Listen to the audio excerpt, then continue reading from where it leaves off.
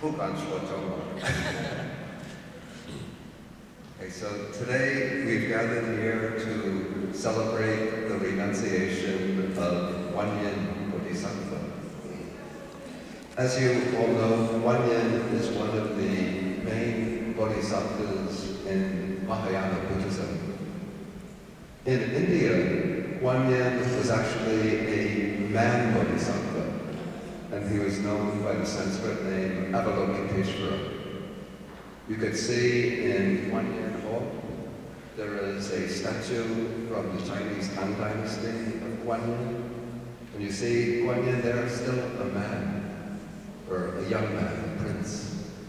But sometime in the history of Chinese Buddhism, Guanyin changed from being a man to being a female bodhisattva.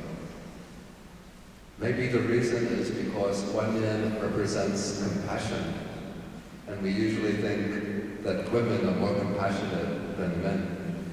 We look at, in the military, the generals, the soldiers, usually men. But in the helping professions, the nurses, people who are caring for others, most of them who show compassion are women. Okay, the word Guanyin, or actually, we say more fully, Guanchi Yin, means one who contemplates the sounds of the world. And so in our ceremony, when we worship Guanyin, we say, Namo Tabe Guanchi Yin, which means homage to the great compassionate Bodhisattva, Guanyin. But Guanyin also makes the act of renunciation, 出家. So 今天我们的开会是观音菩萨的出家天，对不对？对。Okay, so why does Guanyin make the act of renunciation? The reason is because life involves suffering.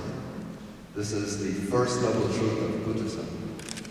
And so Guanyin reflects on the sufferings of life and realizes in order to gain liberation, it's necessary to renounce. Why do we say that life involves suffering? Okay, if we reflect on the nature of all our experience in life, we see that everything is impermanent.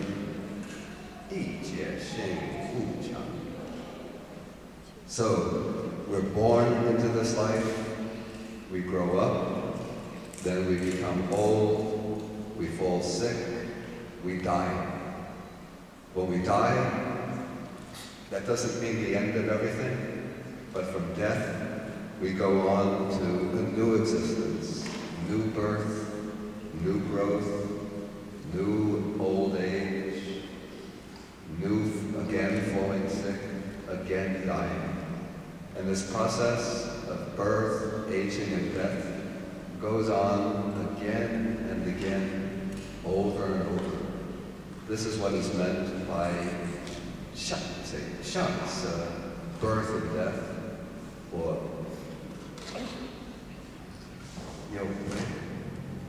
the cycle of samsara.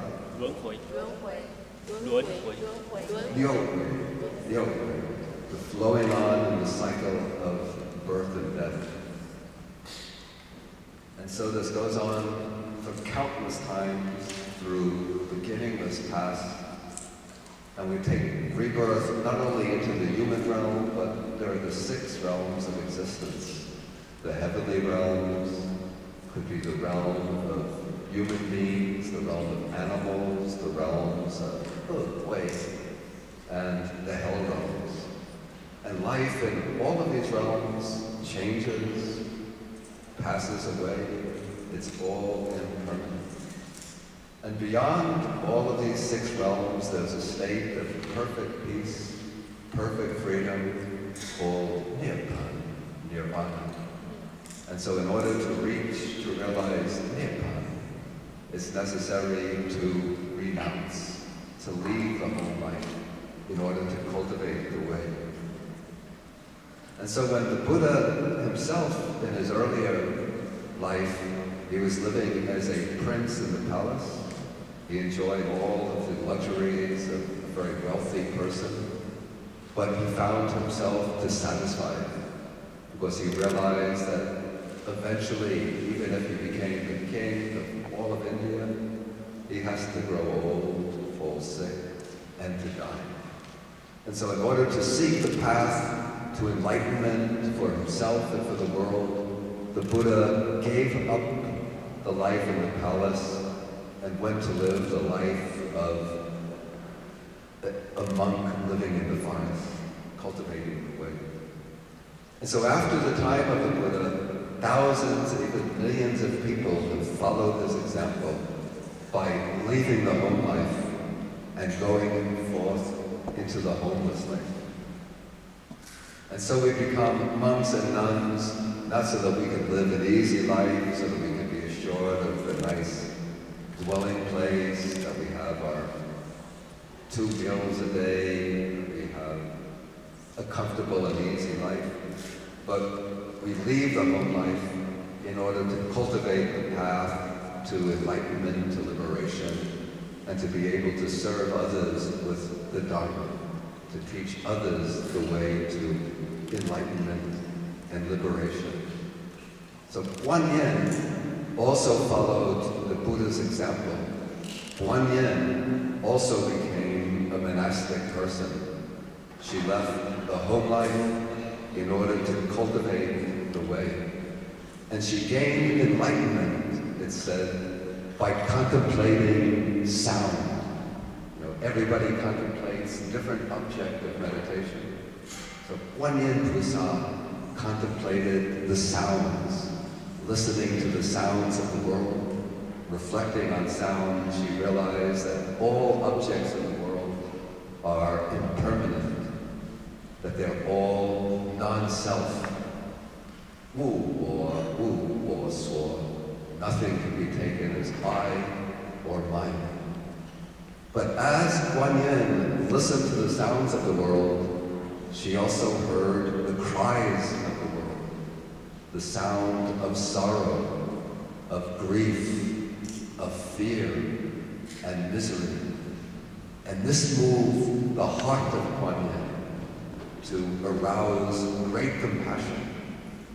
And so when Guan Yin heard the sounds of the world, then she made the great vows never to abandon the beings in the world, but always to help people in any way possible, to help them in times of danger, to help those who are suffering from hunger receive food, to help those who are suffering from thirst to obtain water, to rescue those afflicted with fire, floods, attacks by bandits, by murderers. And so Guan Yin made this great vow always to help beings in thousands of different ways. And so that is why sometimes we see the statue of Guan Yin has 1,000 arms with 1,000 eyes. 一天修，一天言，对不对？对。So with 1,000 eyes, Guan Yin can see how people are suffering in the world in thousands of different ways. With 1,000 arms, she can reach out and help them in many different ways. So Guan Yin has both renunciation, and renunciation brings purity, peace, and wisdom. And Guan Yin also has great compassion, the great love and great concern for others in order to help them. So what does this mean for us in practical ways? Okay, maybe we can't all leave the home life to become monks or nuns. You have families to support, you have to work at a job, you have to look after your family. But still, we can follow the example of Guanyin, the example of the Buddhas and Bodhisattvas in our own little way. So even if we can't renounce everything the way Guanyin does, we could start renouncing by trying to live a simple life. You know, we don't really need many luxuries to be happy. Real happiness comes within our own mind, not from acquiring a lot of possessions, big houses, many cars, a lot of property, a lot of luxuries. But by living simply and humbly, we're practicing renunciation. By practicing this life of simplicity, we are freeing ourselves from greed and craving and attachment. When you're content to lead a simple life, you find that you have more time. You don't have to strive and struggle to try to get so many possessions. When you have more time, what do you do with the time? You don't have to watch television all the time. You don't have to make appointments to go out and meet with friends and socialize all the time. But you can have more time to study the Dharma, more time for your practice of Dharma. Okay, and so when we have more time, then we can practice the Dharma, study the Dharma, and this way we cultivate our inner peace and inner wisdom. We should also follow the example of Guanyin by practicing deeds of compassion. Maybe we don't have 1,000 arms and 1,000 eyes, but we have 2 arms and 2 eyes. With our 2 eyes, we can become aware of the suffering in the world. By reading news on the internet, you can see how people are suffering, how there's so much poverty in the world, hunger, illnesses, people needing our help. And so we should find ways to help liberate others from suffering in real ways by helping to support worthy causes, causes that are devoted to fighting poverty, hunger, disease, economic and social injustice.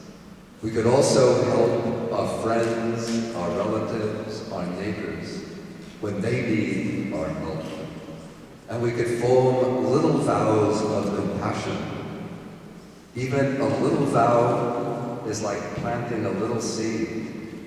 If you plant a seed of a tree, like a peach tree, the seed is very small. An apple tree, the seed is very small.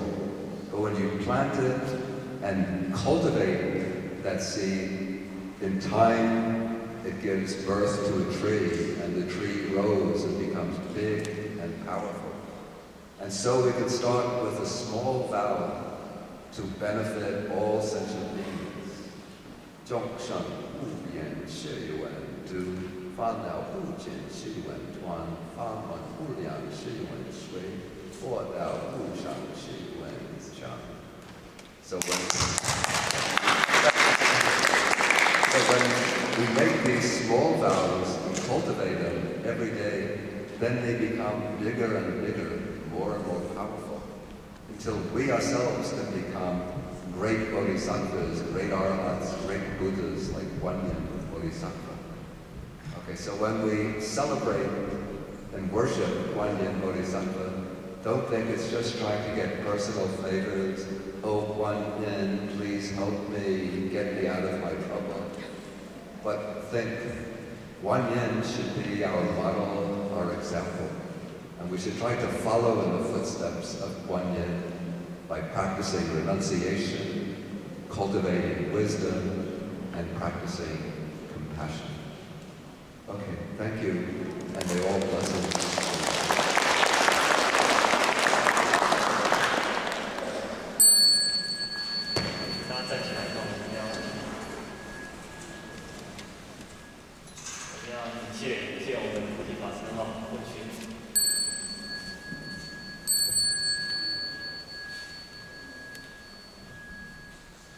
大家准备，我们要诵经好，来打开你的经本，打开经本第1页。